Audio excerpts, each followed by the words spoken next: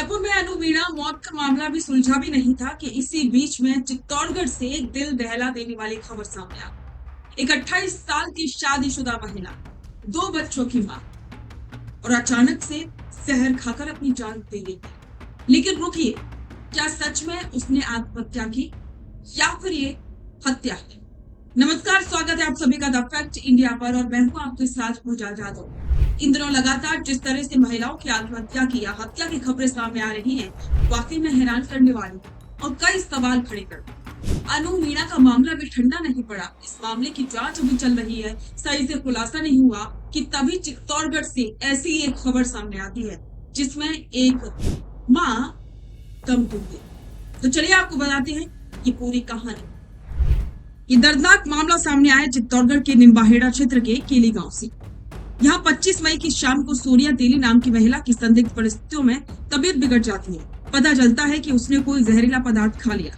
आनन फानन में उसे गंभीर हालत में जिला सावलिया जो अस्पताल रेफर किया जाता है, लेकिन अफसोस डॉक्टरों की लाख कोशिशों के बाद भी सोनिया की जान नहीं बचाई जा सकी और उसकी मौत के बाद अस्पताल की मोर्चरी के बाहर जो मंजर था उसने सबका दिल दहला दिया।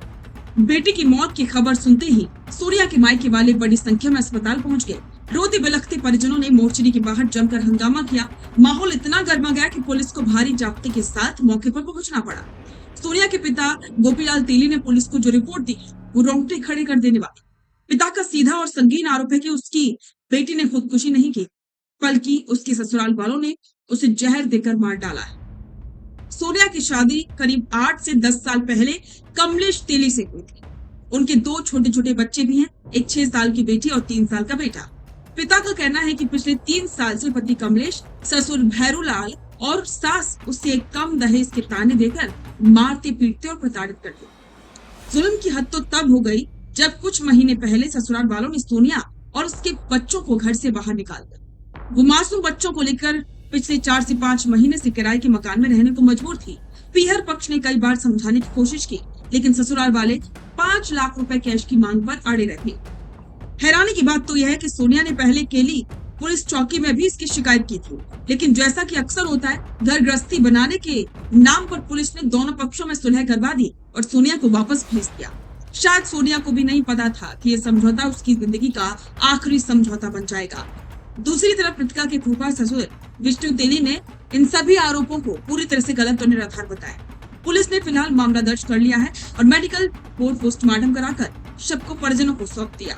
लेकिन अब यहाँ बड़ा सवाल ये उठता है कि आखिरकार कब तक थोड़े से लालच की वजह से बेटियां अपनी जान गंवाती रही। इस मामले पर आपके विचार कमेंट बॉक्स में साझा करें और बने रहें द फैक्ट इंडिया के साथ। रुकिए और जरा ध्यान से सुनिए। क्या आप हमारी इन खबरों से अपने व्यापार को भी बढ़ाना चाहते हैं?